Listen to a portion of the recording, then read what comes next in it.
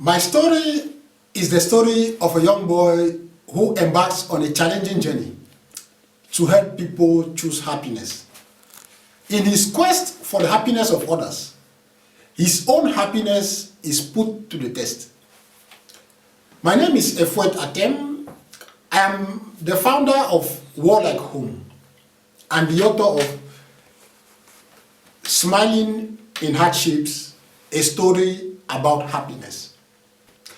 In my book, Smiling in Hardships, I elaborate on those hurdles we have had on the road as we journey to a better world for us all. I arrived in France in March of 2014 for my studies. On my arrival, I faced unsolicited, nor wanted difficulties. These difficulties were related to the reception, installation, and integration of international students. When I crossed paths with Christian, a Colombian student lost in the city of Lomang, I had this trigger to eradicate once and for all the malaise that foreign students have when they arrive in France.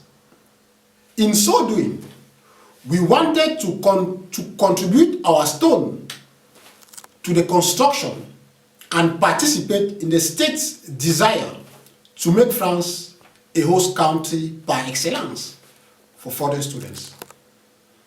And that is how War Like Home was born. It is worthy to mention that France welcomes about 300,000 students each year from outside the European Union. And the state policy is to increase this figure to 500,000 between now and 2025.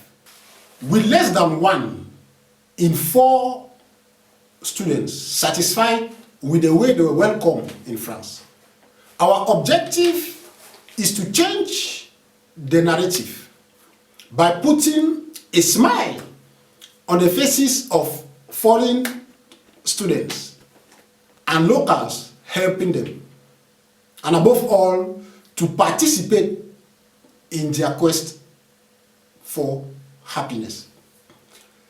From the launch of War Like Home, we face challenges and blockages, what I've described in my book as friction.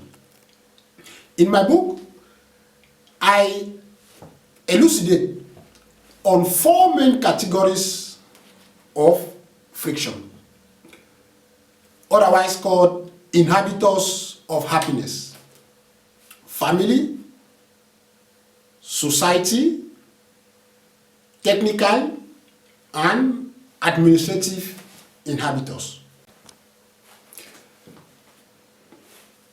First, family challenges. I remember what a brother of mine told me when I tried telling him what we are doing at War Like Home. "I don't care about what you are doing," he said. "If you can't send me money to take a beer, of what use is what you are doing?" It is clear when we travel, when people travel, they change, and suddenly they refuse to help others. From those who refuse to understand that you do not have money, to the one who wants to impose his or her choices on you, we cannot overlook, we cannot underestimate the impact of family pressure on our failure, hence as a happiness inhibitor. Some will say, you are in France, you are an engineer, a CEO of a company, you should be very rich. The arrival of the Anglophone crisis in Cameroon simply made things worse by increasing the pressure. In my book, Smiling in Hardships, I have elucidated more on family as a happiness inhibitor. Then come societal challenges otherwise called societal inhibitors. For example, many people ask me to look for a white man as spokesperson. I remember this scene where somebody told me that my accent was extremely unpleasant.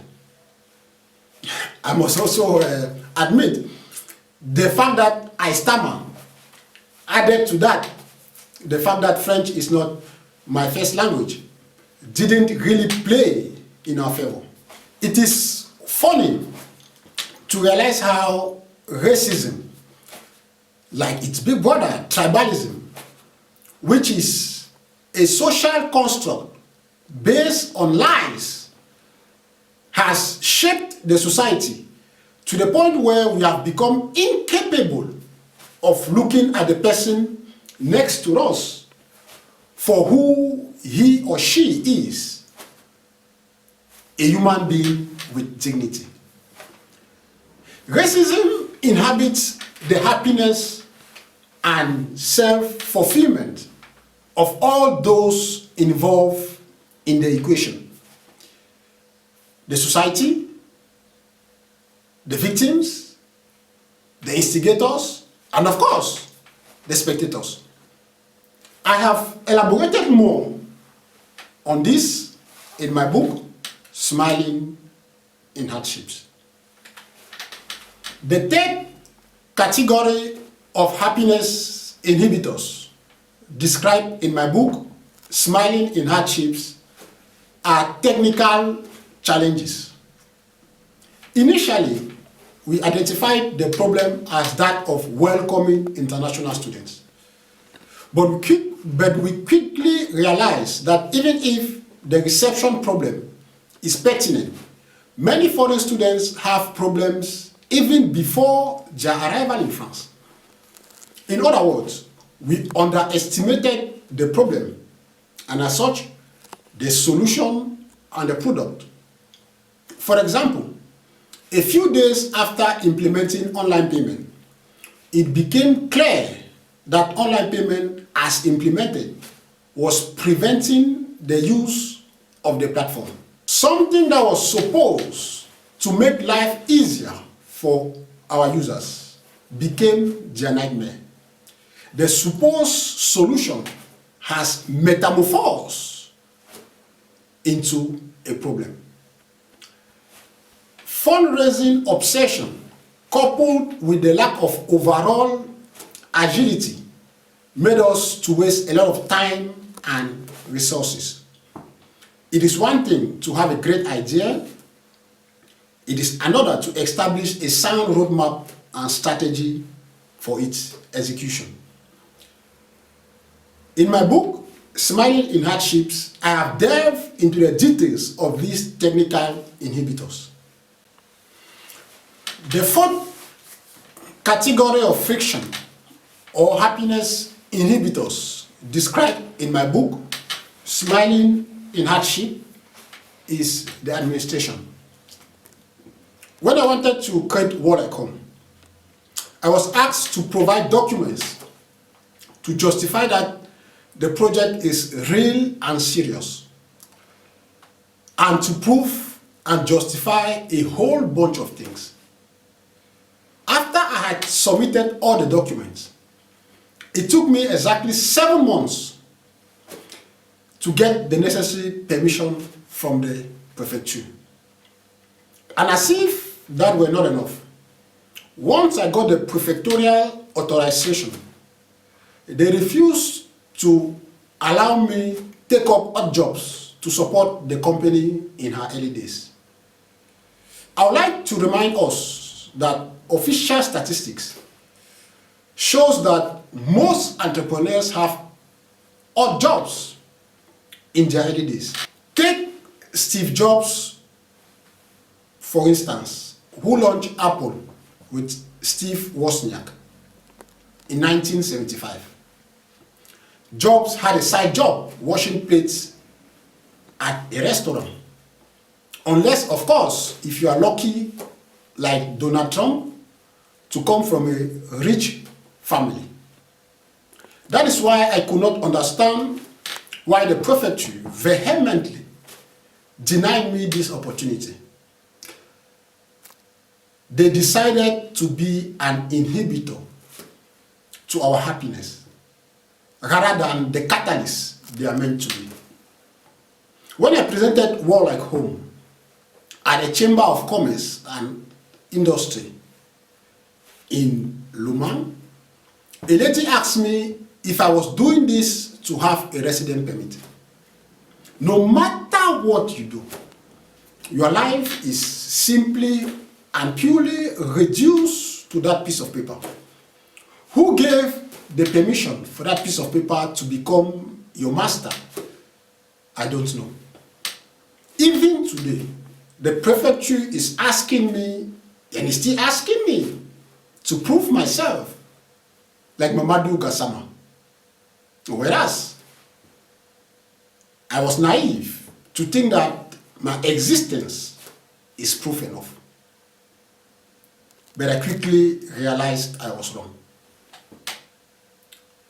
In his book, Le Juste, Paul Ricoeur said, procedural formalism guarantees impartiality.